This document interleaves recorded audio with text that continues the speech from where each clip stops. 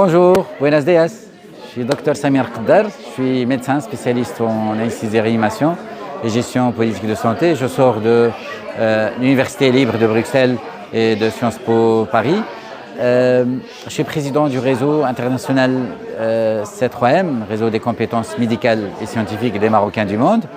Ce réseau qui est fondé en 2012, il compte maintenant presque 1 millier de membres, de compétences dans le domaine de santé, principalement des Marocains d'origine, mais il y a des amis de Marocains.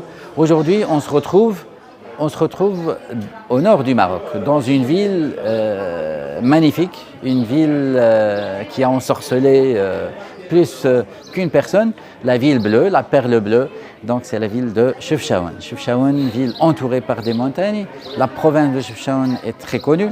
Elle est connue aussi du fait qu'il y a sa majeure partie, elle est constituée par un milieu rural très riche, mais malheureusement au niveau sanitaire, c'est pas très suffisant. Il y a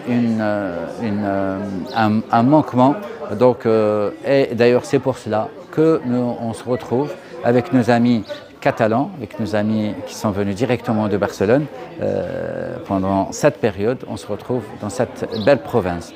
Alors notre objectif c'était, premièrement, c'est de faire connaissance des responsables au niveau santé locale et provinciale et puis voir élaborer, pourquoi pas, se projeter sur des projets concrets en termes de coopération, en termes de partenariat, en termes de convention, donc pour justement apporter un soutien à la population donc, de Chefchaouen.